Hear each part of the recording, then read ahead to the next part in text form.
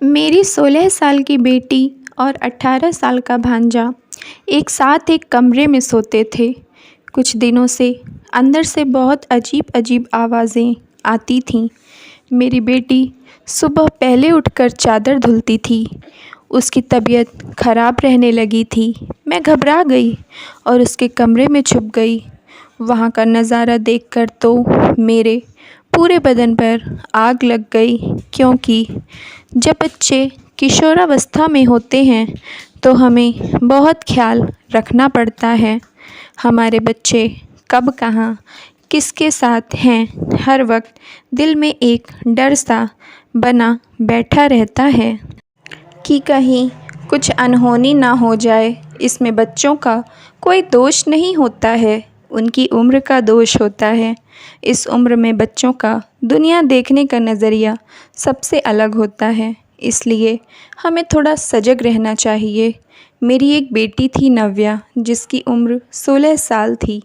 मेरे घर पर मेरे पति, मेरी बेटी और मेरा 18 साल का भांजा रहता था। मेरी नंद वर्षों पहले गुजर गई थी। तब से मेरे पति ने अपने भांजा को अपने घर पर रख लिया था। मेरी बेटी का वह फुफेरा भाई था, लेकिन वह उसे बहुत ज़्यादा प्यार करती थी।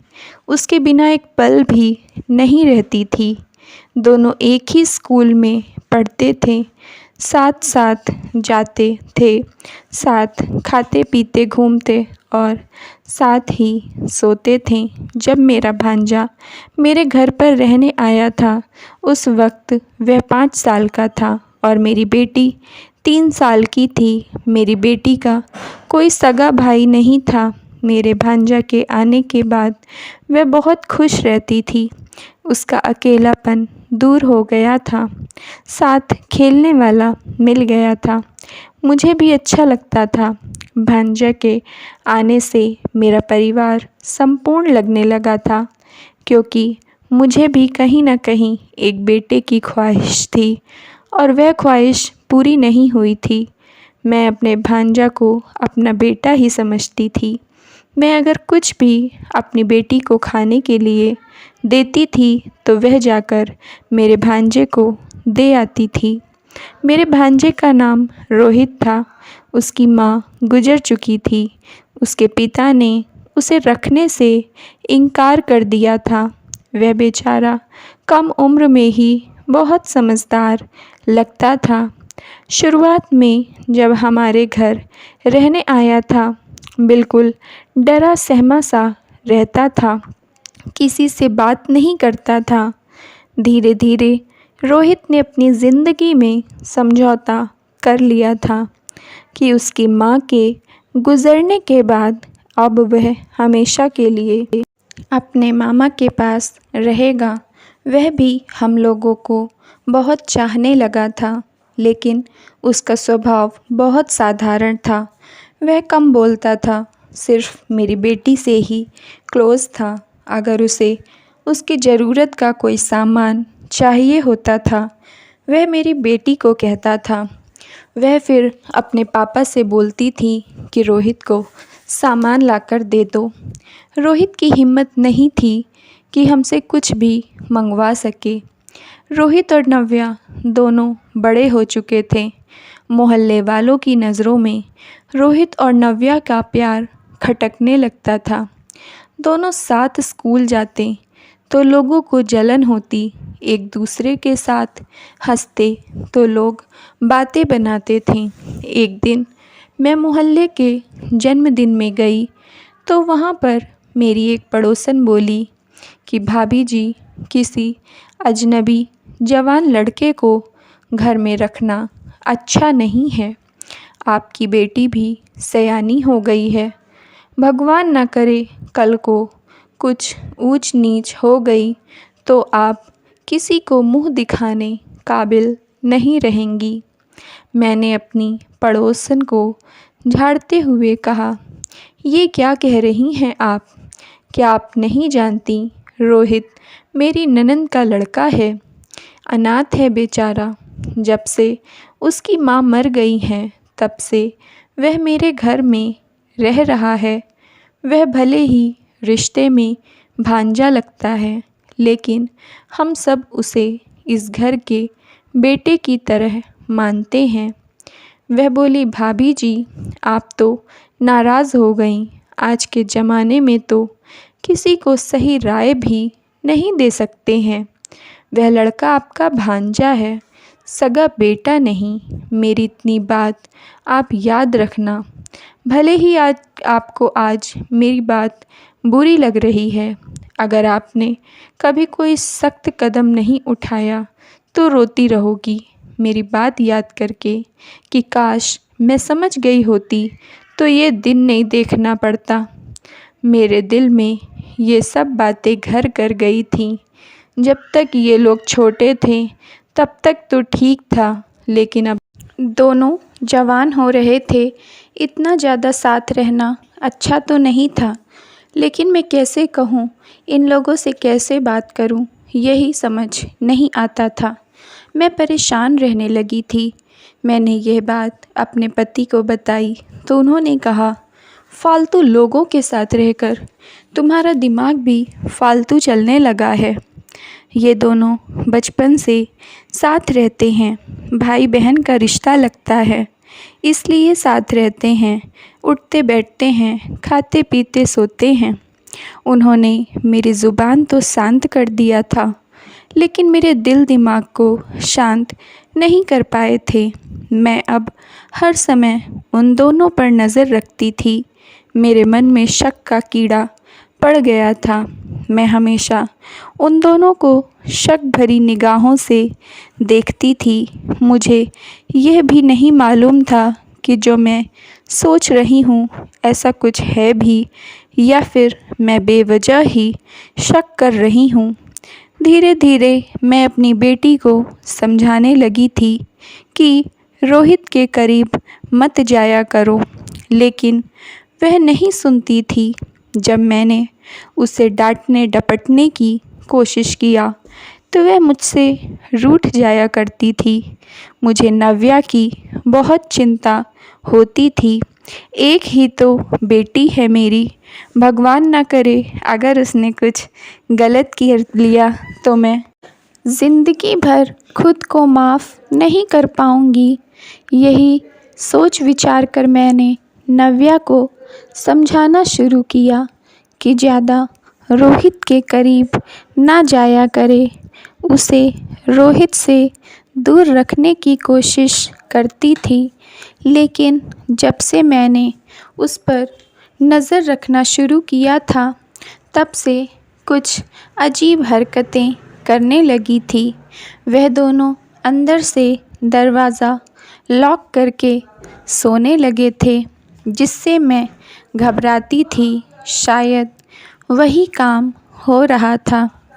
दरवाज़ा बिना लॉक किए ऐसे ही बंद रहता था तो तसल्ली रहती थी। जब मेरा दिल होता मैं बेचैन हो उठता था तो मैं आकर धीरे से दरवाज़ा खोलकर देख लिया करती थी।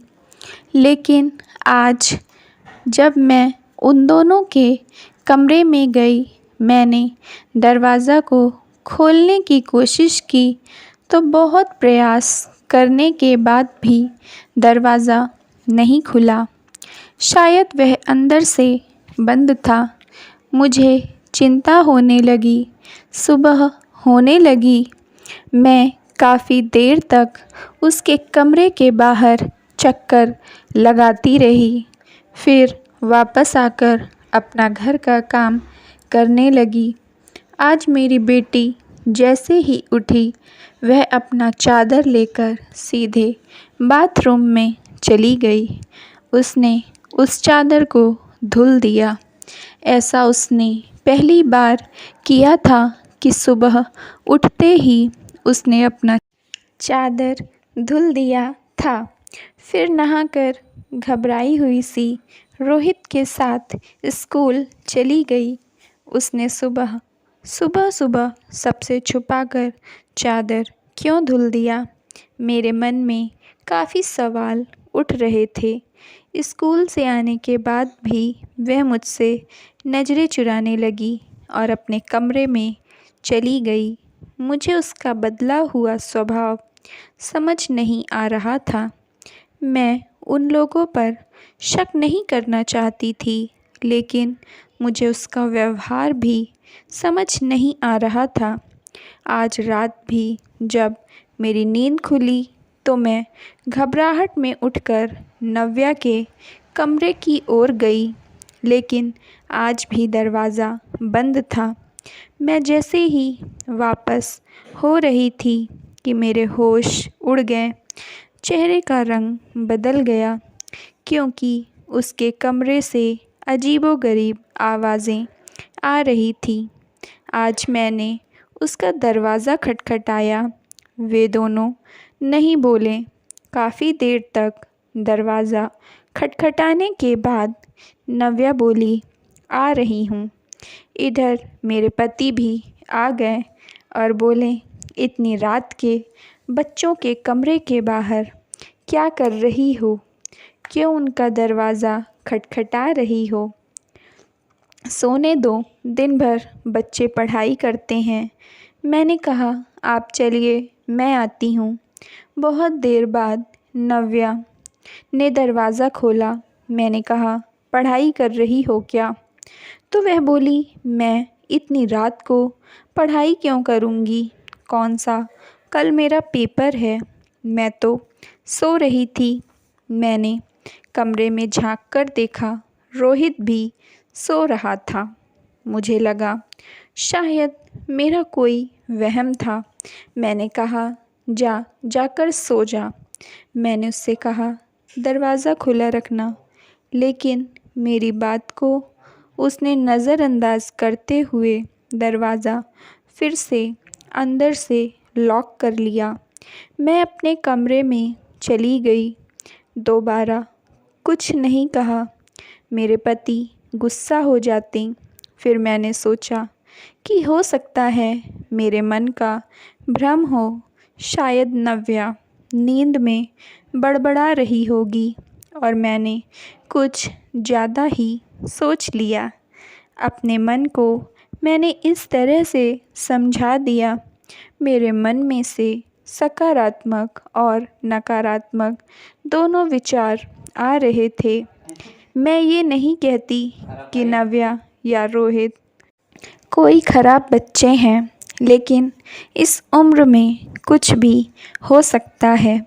इसी तरह हर रात को अजीबोगरीब आवाज़ें आती थीं और सुबह नव्या सबसे पहले उठकर रोज़ अपनी चादर धुलती थी। वह बीमार रहने लगी थी, कमज़ोर लगने लगी थी, लेकिन वह अपनी बीमारी हालत में भी सबसे पहले चादर धुलना नहीं भूलती थी। वह चादर धुलने में उसे काफ़ी समय लग जाता था। मैं उससे पूछती कि रोज़ सुबह चादर क्यों धुलती है, तो वह बोली, मम्मी, स्कूल में बताया गया है कि हमें साफ़ चादर ओढ़ना चाहिए। ये सब बातें मेरे मन में किसी अनहोनी की आशंका पैदा कर रही थीं। आज कुछ ऐसा हुआ जिससे कि मेरी रूह काँप गई। आज मैं इन सब से बहुत परेशान हो चुकी थी। मैंने ठान लिया था कि मैं अंदर का नज़ारा देखकर ही रहूँगी। आखिर रात को क्या होता है, क्योंकि रोहित चुपके से कुछ दवाई लाया और कहा, ये दवाइयाँ समय से खा लेना, किसी को कुछ पता नहीं चलेगा। तुम्हारी तबीयत और कमज़ोरी दोनों ठीक हो जाएगी। आज मेरी बेटी को उठने में देर हो गई थी, तो उसने अपने बिस्तर से चादर निकाल कर छुपा कर रख दिया। मेरे पास अच्छा मौका था। मैंने वह चादर निकाला तो जैसे मेरा दिमाग ही चकराने लगा, क्योंकि उस चादर में छोटे छोटे बहुत सारे बाल चिपके थे। मेरा दिल डर रहा था कि ये लोग तो मुझे कुछ बताते नहीं हैं, मैं आज कमरे में छुपकर सारा नज़ारा देखूंगी। ऐसा लग रहा है मेरे बच्चे रास्ता भटक गए हैं। मौका भी अच्छा था क्योंकि मेरे पति शहर से बाहर गए थे। मैंने शाम को नव्या से कह दिया कि मैं आज रात में मोहल्ले के जागरण में जाऊंगी। वह बोली, ठीक है मम्मी। मैं मौका देखकर उसके कमरे में छुप गई और उन दोनों के कमरे में आने का इंतज़ार करने लगी। थोड़ी देर बाद दोनों कमरे में आ गए और अंदर से दरवाज़ा बंद कर लिया। मेरा दिल ज़ोर से धड़क रहा था। हे भगवान, कहीं जो मैं सोच रही हूँ वह सही निकला तो मैं क्या करूँगी। मेरे दिमाग में ये सब चल रहा था। मैं भगवान से मना रही थी कि काश जो कुछ मैं नव्या और रोहित के बारे में सोच रही हूँ वह गलत निकले। उसके बाद जो मैंने देखा उससे तो मेरी रूह कांप गई, क्योंकि मेरे घर में कुछ ऐसा हो रहा था जिसकी मुझे भनक भी नहीं थी। मेरी मर्ज़ी के खिलाफ़ नव्या और रोहित इतना बड़ा काम कर रहे थे। मैं तुरंत नव्या के पास गई, उसे एक थप्पड़ लगाया और कहा कि यह सब क्या हो रहा है। वह बोली, मम्मी हमें माफ़ कर दो। मैं और रोहित इतना बड़ा काम आपसे छुपा कर रहे थे, लेकिन मम्मी हमें माफ़ कर दो। हमें मालूम था कि अगर आपको ये सब पता चलेगा तो आप हमें करने नहीं देंगी। रोहित के दोस्त के मम्मी पापा एक हफ़्ते के लिए कहीं बाहर गए थे। रोहित के दोस्त को रात में थोड़ी समस्या थी, इसलिए उसने और उसके मम्मी पापा ने कहा कि अगर हम लोग 7 रातों के लिए उनके बिल्ली के बच्चे रख लेंगे तो वे लोग इसके बदले हमें बहुत सारे पैसे देंगे। वे लोग बहुत अमीर हैं। ये बिल्ली के बच्चे एक ख़ास किस्म के हैं। यह प्रजाति भारत में नहीं पाई जाती है। इन्हें किसी दूसरे देश से लाए थे, इसलिए इनकी परवरिश के लिए वे लोग किसी अनजान नौकर को नहीं रखना चाहते थे। जब हम लोगों को यह बात पता चली तो हम लोग उनके बिल्ली के बच्चे रखने के लिए तैयार हो गए। रात में जो आवाज़ें आती थीं वह इन्हीं बिल्ली के बच्चों की थी। जब सुबह रोहित बिल्ली के बच्चे दे आता था तो मैं जल्दी से उनकी चादर धुल देती थी, क्योंकि उसमें बहुत सारे बाल लगे होते थे। अगर आप देख लेती तो हमसे बहुत सवाल करती। धीरे धीरे मेरी तबीयत बिगड़ने लगी, कमज़ोरी महसूस होने लगी। मुझे पता चला कि मुझे बिल्ली के बच्चों से एलर्जी है।